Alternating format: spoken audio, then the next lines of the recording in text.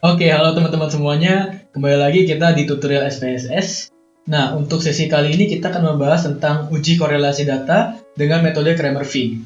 Nah, sebelumnya perkenalkan saya Ahmad Oledi Frizal dengan NIM 122210045 dari Program Studi Teknik Sipil Institut Teknologi Sumatera.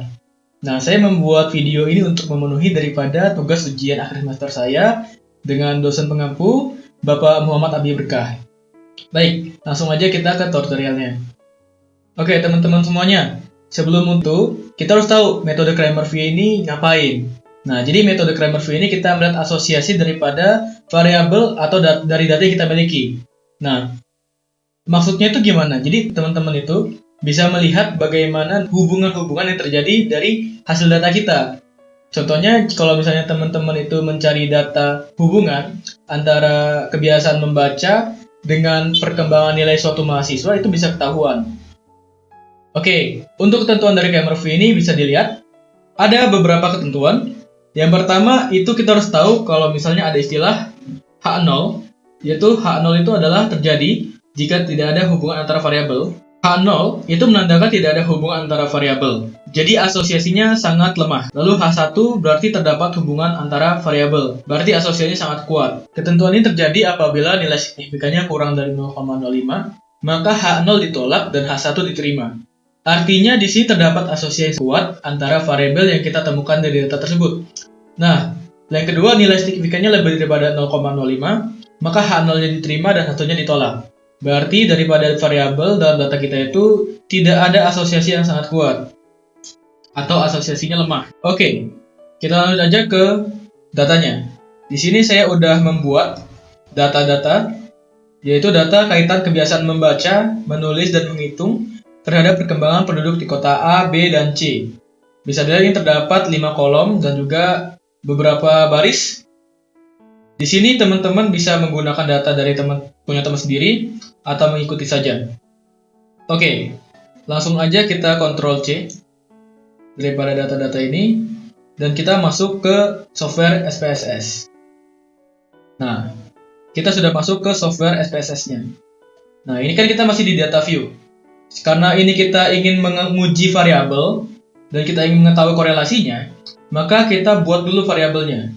Kita buka di variable view, lalu kita klik di name yang untuk nomor 1, kita buka dan sesuaikan dengan data-data ini. Ada apa saja daripada variabel-variabel ini? Ada kota, membaca, menulis, menghitung, dan penghasilan.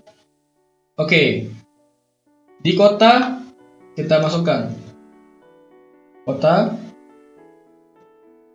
dan ini desimalnya kita nolin ya. Lalu untuk yang selanjutnya itu adalah membaca, menghitung, menulis, penghasilan. Nah, untuk pada data ini saya membuat perkiraan atau perbandingannya terhadap penghasilan itu sebagai perkembangan penduduk. Tapi bisa aja dari teman-teman mungkin ada data yang berbeda, itu bisa menyesuaikan saja ya. Nah, habis itu teman-teman tulis di value ini, diklik. Bisa dilihat ini ada titik-titik ini, diklik. Lalu teman-teman masukkan value. Jadi, untuk daripada SPSS ini kan kita mengeceknya sebagai nominal.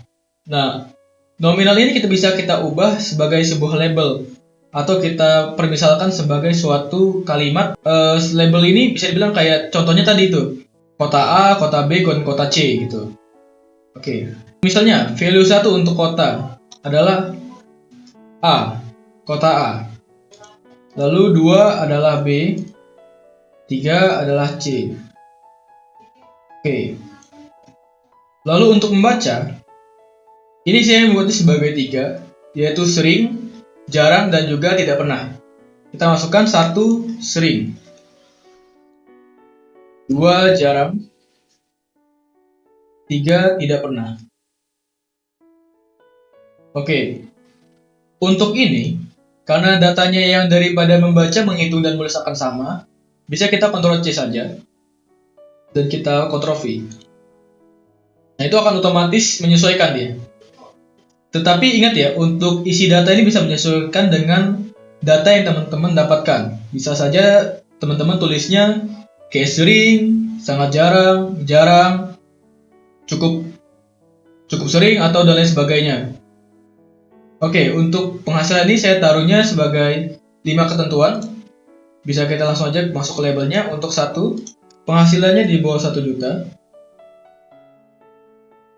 Yang kedua, penghasilannya di bawah 5 juta. Lalu yang ketiga, penghasilannya di bawah 10 juta. Lalu yang keempat, penghasilannya di bawah 25 juta. Dan yang kelima itu penghasilannya lebih daripada 25 juta. Nah, untuk variabel untuk ketentuan ini, karena saya menentukannya sebagai 5, jangan lupa di add ya. Karena saya menentukannya sebagai 5, berarti nanti bakal ada ketentuan yang lebih di sini. Ini kan dia 3, ini juga dia 3, ini 3, dan ini 5. Jadi akan ada satu yang sini dia banyak sendiri dia. Tetapi itu nanti akan membantu kita juga saat kita membuat Kramer V. Jadi akan ada pengaruhnya di situ. Oke, data yang tadi kita Ctrl C bawah sini. Lalu kita masukkan sesuai dengan kolomnya. Kita Ctrl V. Nah, sudah dipaste. Di sini kita tinggal langsung aja teman-teman buka ke Analyze. Lalu kita lihat ke Descriptive Statistik dan juga ke Cross Tabs. Nah, di Cross Tab ini ada yang namanya rows dan juga column. Ini row, ini baris, kolom ini kolom. Kita bisa masukkan saja yang korelasi yang mau kita ketahui. Karena kita mau tahu korelasi antara membaca, menghitung, menulis, dan daripada perkembangan di kota A, B, dan C. Dengan kriterianya itu ada penghasilannya yang kita lihat perkembangannya. Kita masukkan kota ini ke kolom dan juga penghasilan. Lalu untuk baris ini kita masukkan adalah membaca, menghitung, dan menulis. Jadi kebiasaan dan juga variabel yang kita cek. Kenapa kota dan penghasilan ini masukkan barengan? Nanti kita juga bisa tahu, seberapa banyak nih kira-kira nih daripada penduduk di kota A dan dengan penghasilannya itu memiliki kecenderungan daripada membaca, menghitung, dan juga menulis gitu. Lalu kita buka statistik. Nah, banyak ini pilihannya. Kita pilih Pi and Kramer's V. Oke, continue dan kita mencet OK. Bisa kita lihat di sini ada beberapa banyak tabel yang akan memberikan kita korelasi antara membaca, menghitung, dan menulis terhadap kota dan juga penghasilannya. Oke, saya buka aja untuk tentuannya ini. H0 tidak ada hubungan antara variabel, H1 terdapat hubungan antara variabel. Nah, kita scroll ke bawah. Di sini kita lihat di symmetric measures. Nah, symmetric measures ini akan memberitahukan kepada kita tentang nilai signifikansinya. Dari nilai signifikansi ini kita bisa melihat apakah ada asosiasi daripada data yang sudah kita kumpulkan dengan variabel yang kita ketahui tadi.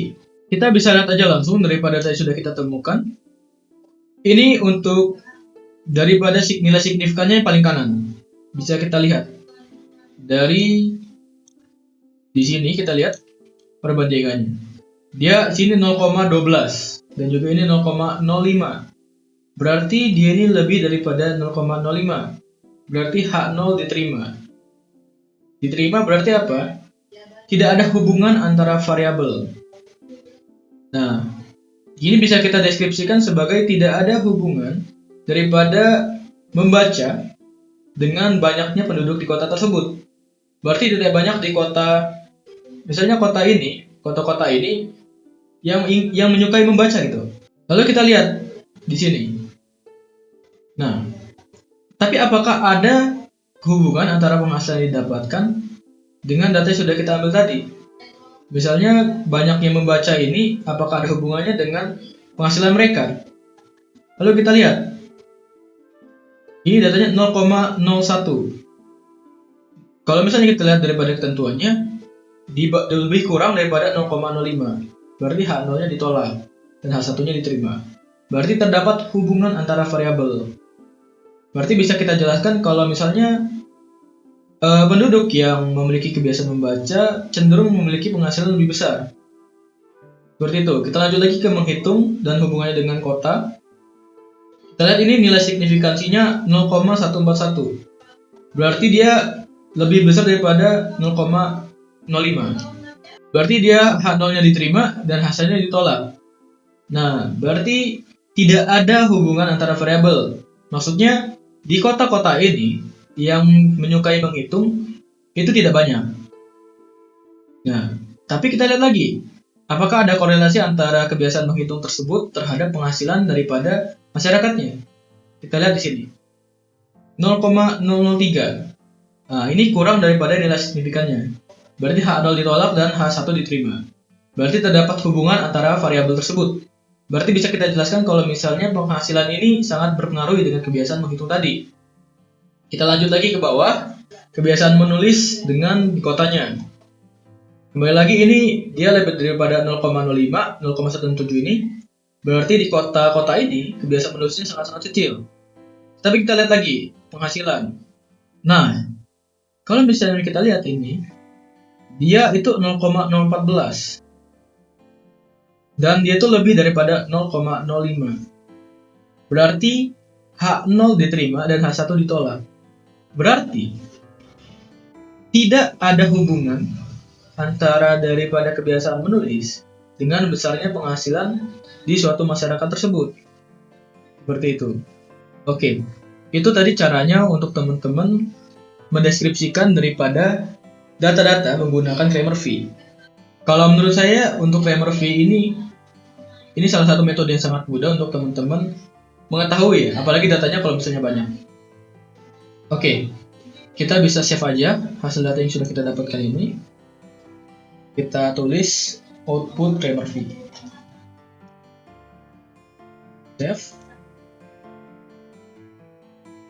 Oke, baik, saya harap video ini dapat sangat membantu dan saya ucapkan terima kasih banyak kepada Bapak Muhammad Abiurukah yang telah membimbing dan mengajar saya dalam metode ini sehingga dapat diajarkan ke teman-teman semuanya. Saya tutup, terima kasih.